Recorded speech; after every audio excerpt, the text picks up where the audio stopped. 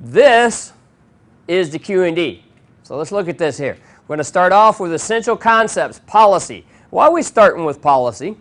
It's all policy driven. Everything you do should be policy driven. In the forensics world, if it's not in policy and it's not criminal, there's no incident. This is the concept we want to drive home. Everything starts with policy, and the policy you choose sets up how much risk you're accepting. Okay, your acceptance level of risk. This is why we start with policy, and then we're going to talk about auditing. What's auditing? Verifying you're following your policy. And then what's certification and accreditation? Another review of you're following your policy and some technical to make sure you're implementing the proper controls to manage your risk at an acceptable level based on who you're getting credited or certified with. The next is vulnerability analysis. Why? Essential is by policy is going to tell you what you allow in your organization. Vulnerability analysis is looking and managing the risk from what you allow by policy. Everybody follow the format. That's why we're going to do that. And then we're going to go back to the other courses and do a hacking primer to get your mindset back on the mindset of the attacker, but now applying that with your defense posture. And then we're going to get into your perimeter defenses. First thing you're going to do is actually do a router, because that's going to be your immediate perimeter defense in most cases. Some form of a router. We got routers out there. They're always out there. We got what? Access control lists. So you're going to build an access control list and see how it reacts when you try to scan through it and stuff like that. And then the application proxy. What's some application proxies that are out there? My favorite, unfortunately, got bought out.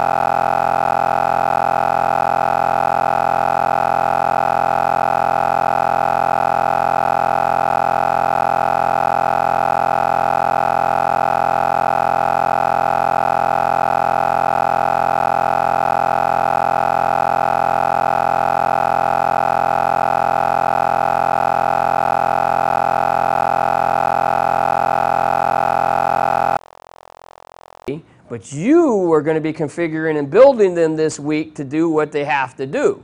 So that's why the labs, and that's why there's only a limited amount of slides, the labs are much more involved than before. Because before, I usually had them all configured and built for you. Well, now you're doing the defense. You're going to configure and build them. Then we're going to talk about the web application firewall. And we mainly have the web application firewall because where's all the other firewalls break down? Even an application proxy is only going to look at what? The first layer 7 part of the packet. So the first layer 7 protocol, right? The upper layer protocol. What about everything we encapsulate over port 80? That's not looked at with a traditional application proxy. We do that inspection with a web application firewall that will look inside that encapsulated port 80 traffic. So we'll do that, and you're configuring, you're going to build and set that up too. We're going to set up a web server that we know is buggy, got a lot of vulnerabilities in it, attack it, and then we're going to slap a web application firewall in it to protect it. Then IPS, intrusion prevention, IDS, test and performance and effectiveness, signature analysis tuning.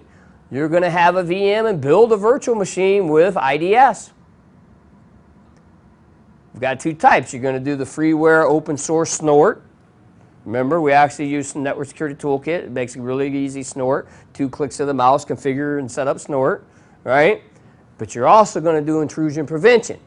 You're going to do semantics, endpoint protection, and set up and build actual endpoint protection for protecting of your clients. That be okay so far? Then when you're in the inside, you're going to get into the advances in malware. The fact that malware out there today is not detectable by most of our antivirus when it's released. I'm going to go into malware analysis and get into live memory forensics. And we're going to go into more endpoint and NAT protection from the concept of protecting the client. The IPS was preventing like network traffic and those types of things, but then you're going to get into securing the endpoint. Finally, log analysis, SIM, and event correlation. We're going to go into the process of that and how it all comes together. Q&D, it puts it all together. How hackers think, QEH, kind of what we did here. I got it in a slide for you now. Process and methods for penetration testing networks, right, QSA. What to do when an incident occurs, QFE, and network defense processes and methods. When you complete the class and the practical, process and methodology to secure from the perimeter to the inside against the latest attacks and threats. That's what the Q&D is all about.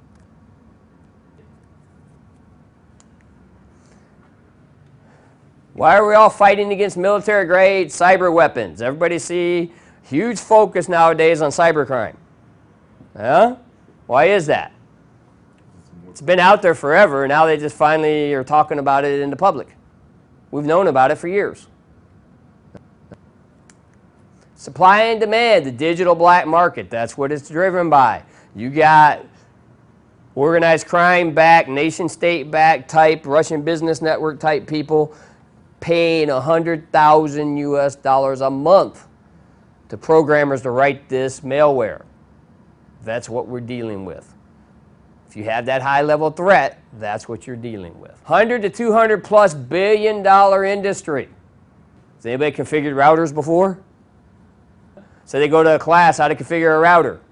But unless you go through the hard knocks of experience with it, you can make mistakes. It's happening out there constantly.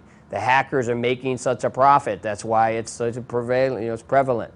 It's like, remember in the old days we would hear like Code Red, right? Yeah, Slammer, Blaster, all these cool stuff, yeah? Why? Hackers wanted a name. We don't hear that stuff anymore. Conflicker was the only one really reported to the public. Does it mean malware is not happening? 2009 has been known as the year of malware.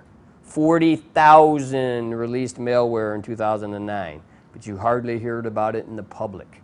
Why? Because they don't want to tell you that they've got all that stuff out there stealing all these identities and stealing all this money. They're making a lot of money on it. That's why we don't hear about it. Price Waterhouse, right? No clear framework for business executives to assess the financial input of a cyber risk. And that's the problem.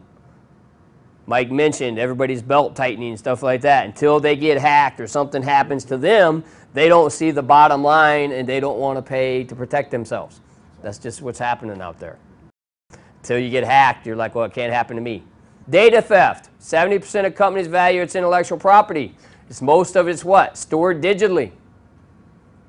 Cybercrime. Brazilian police arrest 41 hackers, right? 4.74 million, 500,000 in Turkey. Email has generated 1.25 million pounds in ill-gotten gains in Italy. Again, lots and lots of things going on.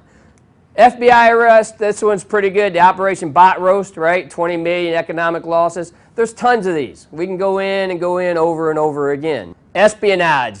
It's not only governments, it's also what? Corporations. Corporate espionage is huge out there. Who's targeting you? Competing domestic, but what about those foreign and multinational corporations?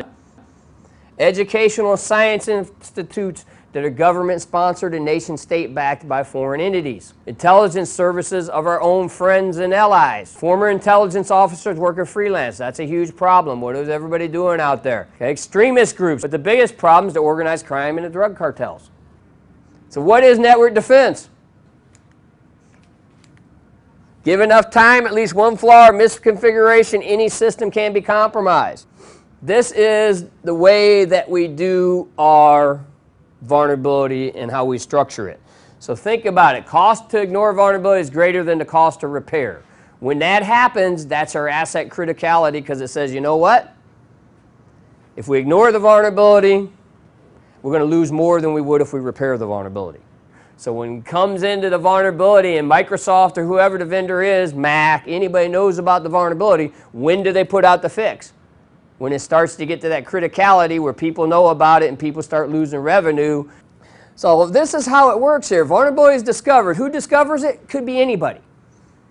Exploit public.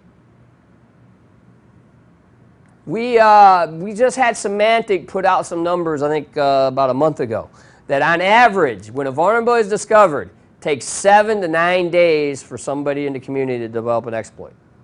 So whoever develops and finds the vulnerability develops an exploit. Yeah? So what happens to your risk? Well, when it's discovered, it's down here pretty low. But then once the exploit's made public, right, it starts to increase. The problem is define public.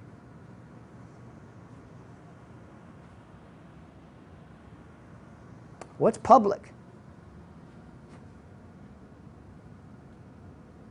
Patch Tuesday is public for Microsoft because a lot of vulnerabilities come out on Patch Tuesday. But what is public? We don't know.